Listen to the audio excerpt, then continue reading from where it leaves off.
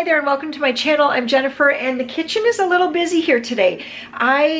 It's 11:35 and just a rundown here of what's happening. Peter actually checked a book out from the library, another cooking book. It is called Children's Cookbook. Yes, it's a DK book. He found a recipe in there to make fruit pops. So he's been working on that.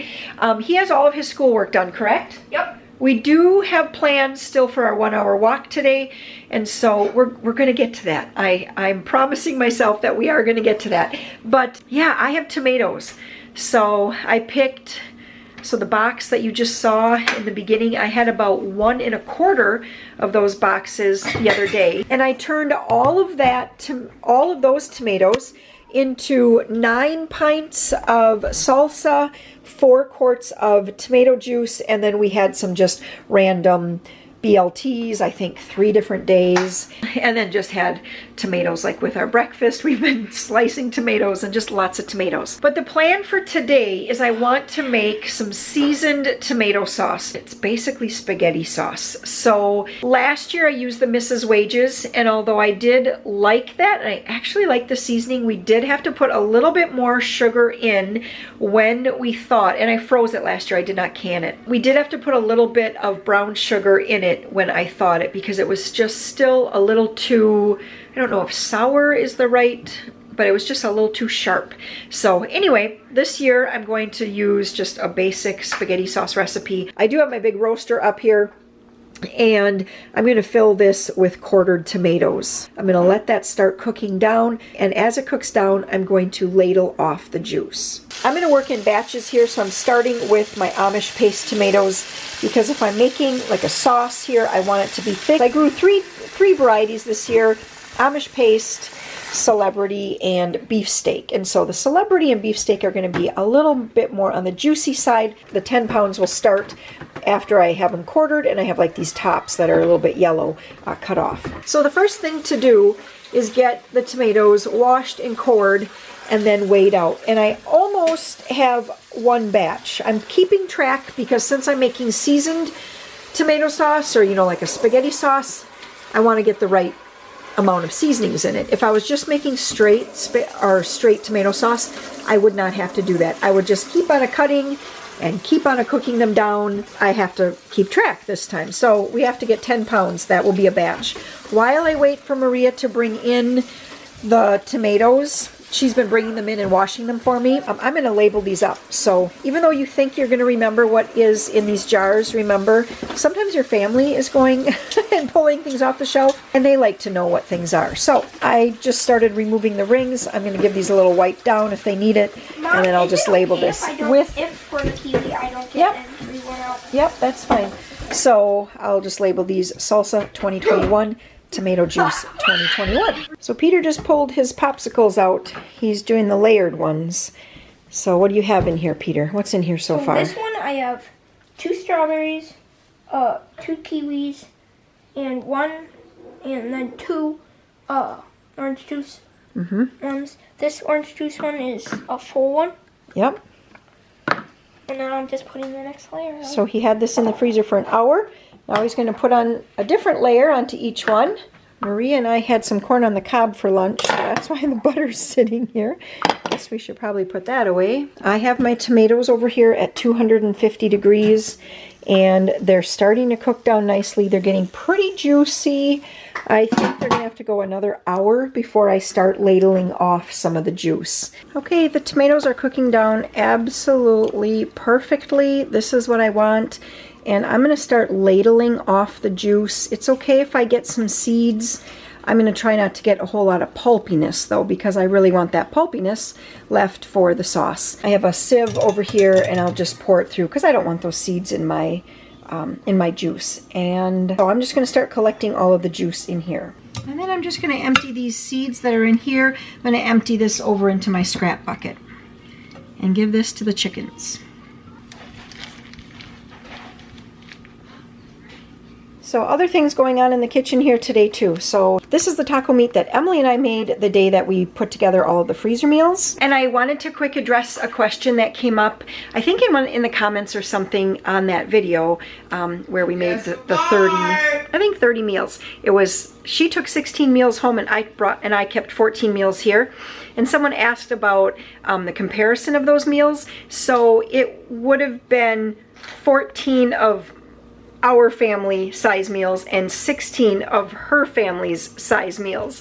And so like when we were putting together the like the different chicken marinades, I would have definitely 8 or 9 pieces of chicken breast in mine, and she would have 3 or 4 pieces of chicken breast in hers. If we were making all the meals for me, obviously we wouldn't have made 30. If we were making all of them for her, we would have made way over 30. That's how we did it that day, and that's how we calculated out that number. So for this taco meat, it's still a little frozen, like the ends. All of this is thawed here and here, but right in the middle it's frozen. That's okay. I have my small crock pot. I have it on low. I'm just going to put this in here, let it do its thing. I'm going to add a little bit of water to this though, because I don't want it to get too thick. And so I'm going to add just maybe a 1/4 cup or so of water, maybe a 1/2 cup. Get this warming in here, and then we will be back later to put together supper. Well, it is many, many hours later. It's actually 5 after 10 tonight here, and I'm still here. But I haven't been here all day, so I took a really long break. I had to go into town, do some other things, and I had turned the tomatoes down very low. All day though, every time I got a chance, I just kept coming over here and I kept ladling off the juice, and I had my sieve set up here and I just kept running it through, and then I started jarring up the sauce, or sorry, the juice. So you can see this is a very, very thin tomato juice. It actually, I tasted it for drinking. It tastes delicious.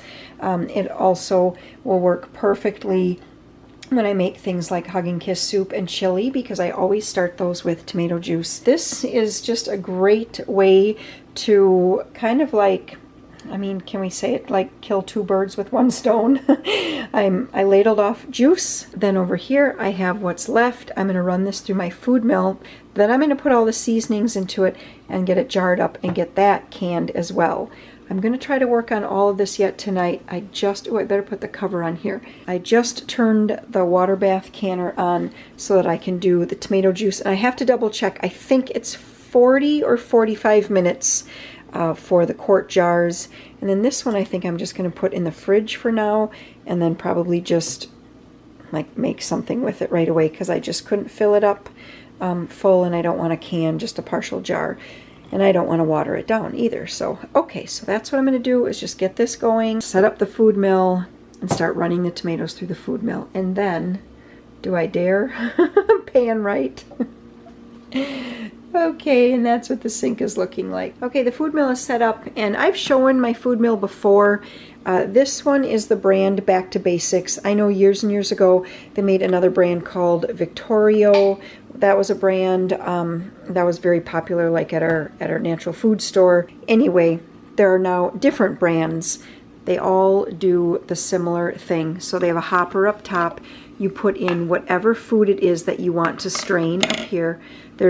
It goes down through this little neck. There's an auger inside the screen. Now I have on the tomato apple screen because I'm working with tomatoes. And you just crank this handle here, and the auger grabs the tomatoes. It brings it through here. It pushes what you want, which through these little tiny holes here, it slides down here into your bowl, and then out of this little funnel here comes the scraps. So the skins, the seeds, bits of the core that, that hadn't broken down, whatever it might be, depending on like the fruit or vegetable you're running through here. This is a great thing to have if you enjoy, making like homemade sauces and things like that. I use this for applesauce, cranberry sauce. I make my tomato juice through here. I'm going to do tomato sauce. I've done spaghetti sauce. Just so many different uses for this particular contraption. You can do salsa there's a salsa screen where the holes are bigger. So if you kind of like that restaurant style salsa that's not real chunky, more of, I don't want to say pureed. But anyway, I'm getting wordy here, but there are a lot of different screens. There's, I believe, a grape screen. There's also a berry. I have the berry screen. That's what I use for cranberries. So, yes, fabulous, fabulous. I want to say these are probably now, I mean, I feel like I paid 50 or 60 bucks years ago for this one.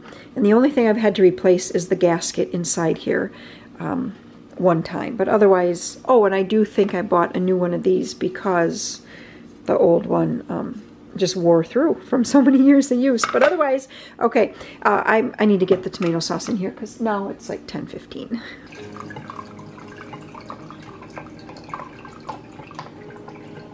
All that liquid that came through, I probably could have ladled that off to result in a thicker sauce, but sometimes, you know, you don't want your sauce too thick because otherwise then you end up having to thin it out for like spaghetti or something like that.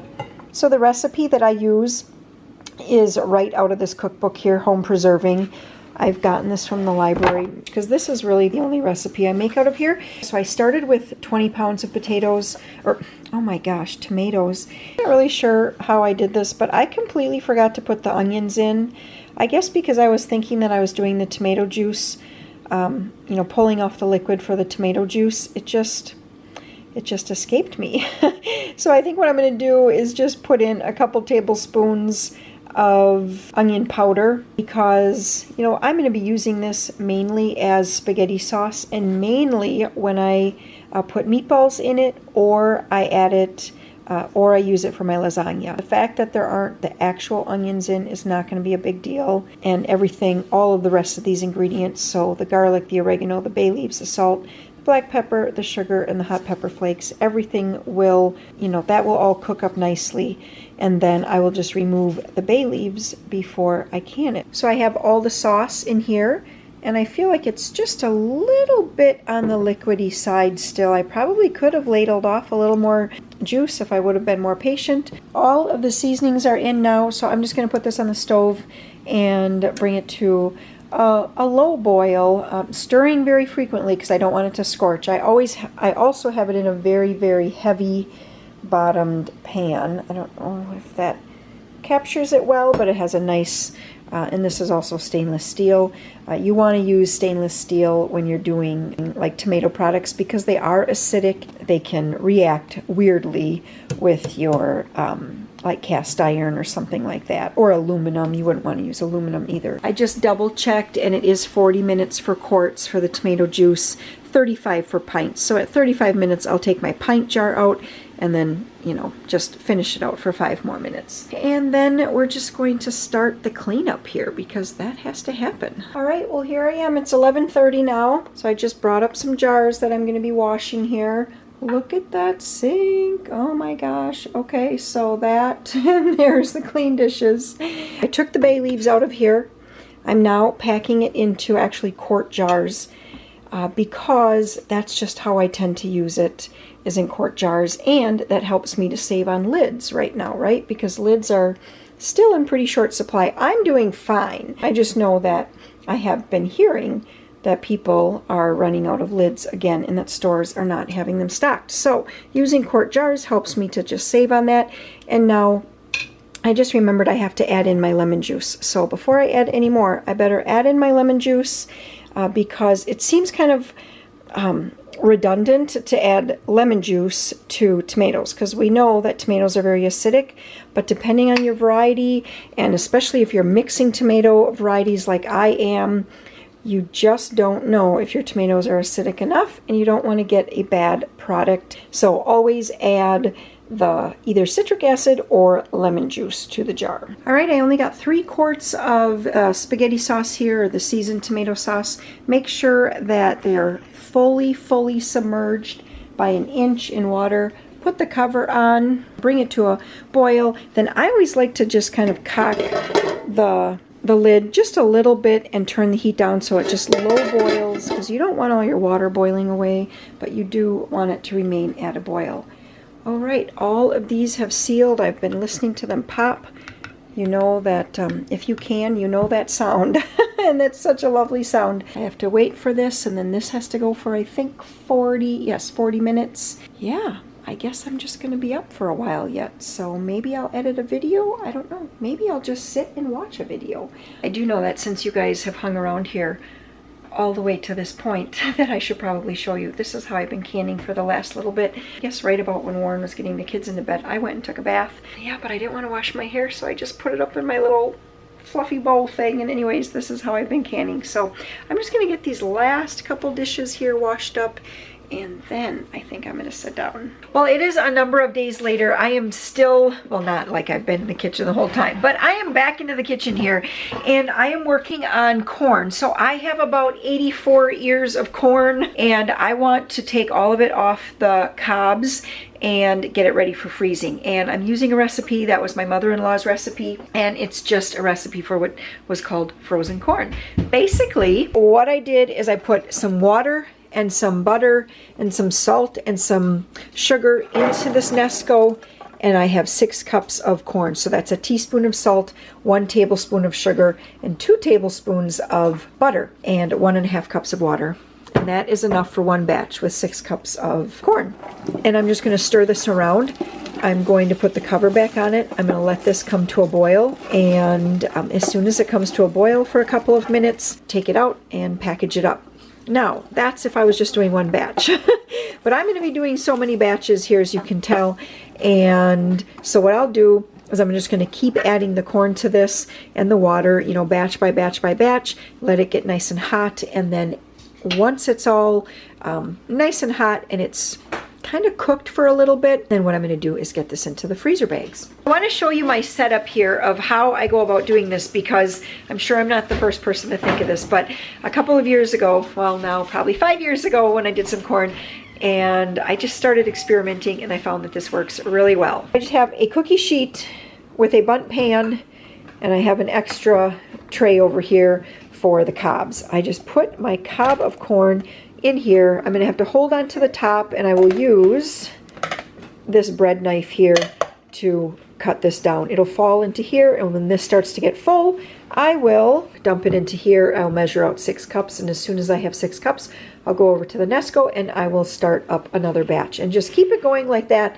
until I have all of the corn done. And this, so far, 1, 2, 3, 4, 5, 6, 7, 8, 9, I'm only on cob 9, and I have 84, so it's going to take a little bit. That's okay. That's okay. It's going to taste delicious. Like this winter when we want corn with mashed potatoes and chicken and things like that. Oh, it's just going to taste so good, because it's going to taste like it was just picked out of the garden.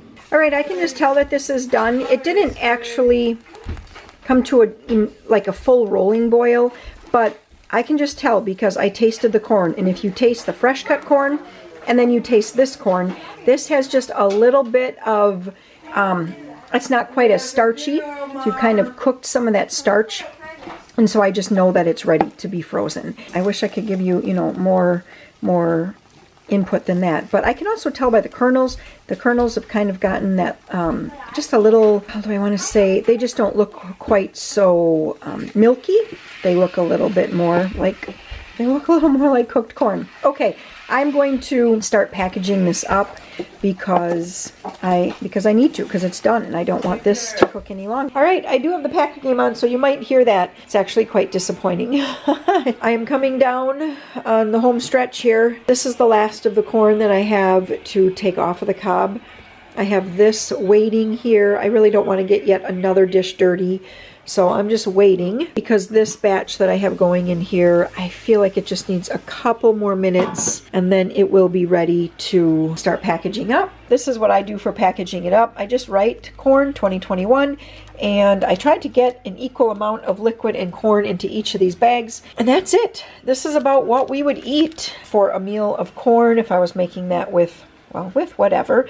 I also could make a couple smaller bags, and I might actually think about that, making a couple smaller bags of corn that I can use when I make taco soup.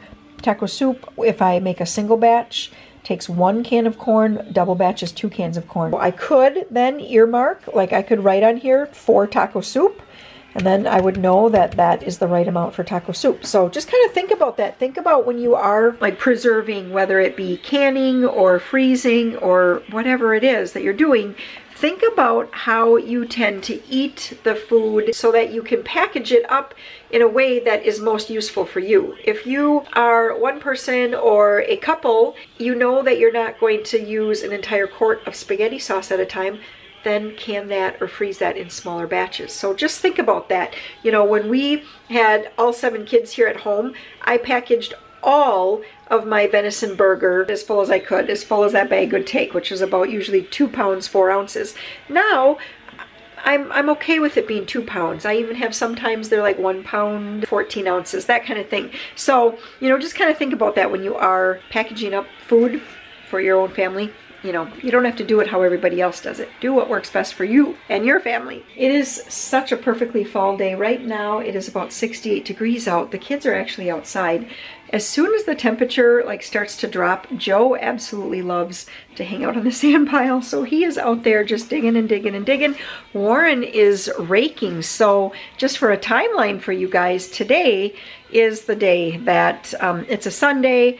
Warren and Sam, they picked up pipe on the first bed of cranberries, and he's raking right now. So actually he's done raking. I should be totally clear here. So he's totally done raking, and now he's getting all the equipment moved down because we have we have 3 people coming tomorrow who will be working for cranberry harvest. So he likes to get everything moved down there and have it all ready to go. I'm going to package up. I think I've talked long enough that this corn over here should be done. Where is it? Right there. I also realized that when my next batch of corn is going, what I can do is get the rings off of my spaghetti sauce and my tomato juice here that I made, and I can get those labeled and get those put down in the basement as well. Well, it is now 7:15.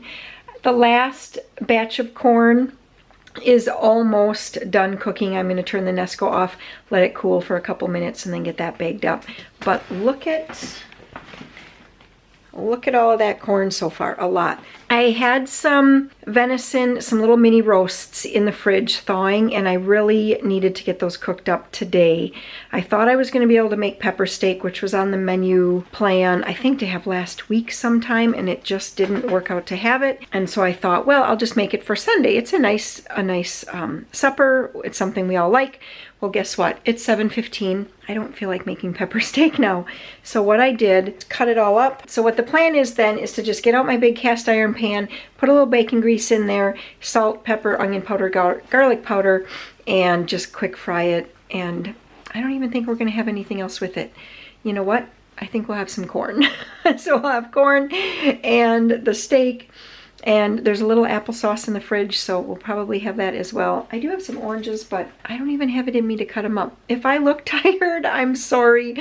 I usually try to do and film videos on days where I'm feeling like, yay, and, you know, chipper and all those things. But we have just had so many busy things lately. The kind of busy that takes you away from your home, and there's still so much that has to be done at home. You know, the garden is producing like crazy right now.